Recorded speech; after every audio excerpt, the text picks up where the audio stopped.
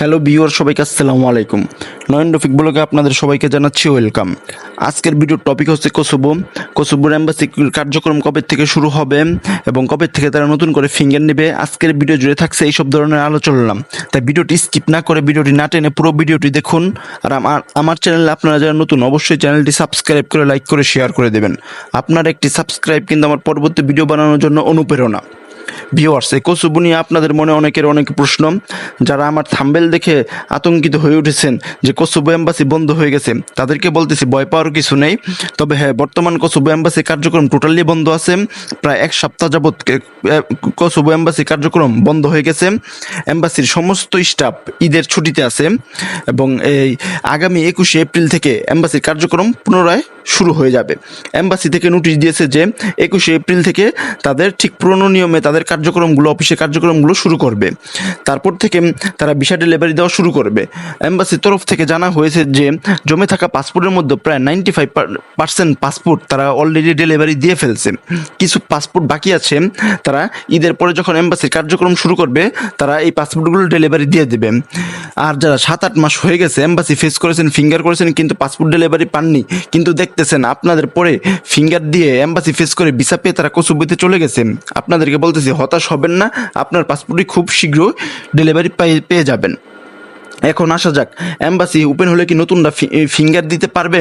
দেখেন, এম্বাসির তরফ থেকে আমাদেরকে নোটিশ দিয়েছে যে যখন 21 এপ্রিল থেকে তাদের কার্যক্রম শুরু হবে, তারা বলেছেন যে আপনার নতুন করে যারা ভিসা পেমেন্ট দিয়েছে, পুরনো 2023 সালের অক্টোবরের পরে যারা ভিসা পেমেন্ট দিয়েছিল তাদেরকে ফিঙ্গার দেওয়ার সুযোগ করে দেবে এবং নতুন যারা ওয়ার্ক পারমিট পেয়েছে তাদেরকেও ফিঙ্গার দেওয়ার সুযোগ করে দেবে।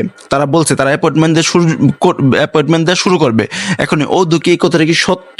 দেখেন, তারা কিন্তু জানুয়ারি 15 তারিখে বলছিল যে তারা ফিঙ্গার কার্যক্রম শুরু করবে, তারা কিন্তু শুরু করতে পারেনি এবং তারা বলছিল ফেব্রুয়ারি মাসের প্রথম দিক থেকে ফিঙ্গার কার্যক্রম শুরু করবে, তারা শুরু করতে পারেনি।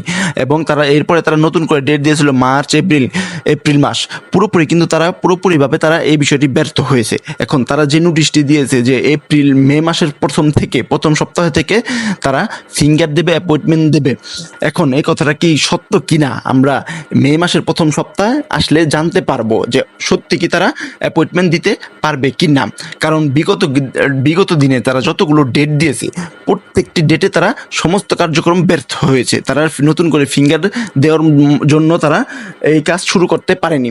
এখন মে মাসে যদি তারা কার্যক্রম শুরু করে, ফিঙ্গার দেওয়ার কার্যক্রম শুরু করে, অবশ্যই জেনে রাখবেন যারা ভিসা পেমেন্ট করেছে শুধু তারাই প্রথমে ফিঙ্গার দিতে পারবেন, এম্বাসি ফেস করতে পারবেন। অর্থাৎ 2023 সালের অক্টোবর পরে যারা ফিঙ্গার দিয়েছে, যারা ভিসা পেমেন্ট দিয়েছিলেন, শুধু তারাই এখন বর্তমানে এম্বাসি ফেস করতে পারবেন মে মাসের প্রথম দিক থেকে। এটা মোটামুটিভাবে নিশ্চিত, অনেকটাই নিশ্চিত এটা।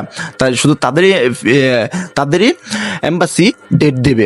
এখন নতুন যারা পারমিট পেয়েছেন অক্টোবরের পর থেকে 2023 সালে নতুন যারা পারমিট পেয়েছেন বা পারমিটের অপেক্ষায় আছেন, পারমিট পাবেন যারা, তারা কি ফিঙ্গার দিতে পারবেন? দেখেন, এই বিষয়ে কোনোভাবে নিশ্চিত করে কিছু বলতে পারতাছি না। তাদের কাছ থেকে কোনো ধরনের যদি আপডেট আমরা পাই তাহলে অবশ্যই আমরা আপনাদেরকে জানাবো। তাদের বিষয়ে কোনো কিছু এই মুহূর্তে বলা যাইতেছে না। তারপরে আসা যাক, যারা নতুন করে ফাইল জমা দিবেন ভাবতেছেন, বা এখন আমি আপনাদেরকে বলবো, দেখেন বর্তমানে কোসোভোর এম্বাসি নতুন করে কোনো ধরনের ডেট দিতেছে না। সো আপনারা নতুন করে কোনো ধরনের ফাইল কোনো এজেন্সির কাছে জমা করবেন না। কারণ পুরনো যে কাজগুলো জমা আছে সেই কাজগুলো শেষ হয়ে নেক, সেই কাজগুলো সমস্ত শেষ হওয়ার পরে তারা নতুন করে আবার ডেট দেওয়া শুরু করবে। তাই আপনাদেরকে বলবো, নতুন করে কেউ ফাইল বর্তমানে কেউ জমা করবেন না।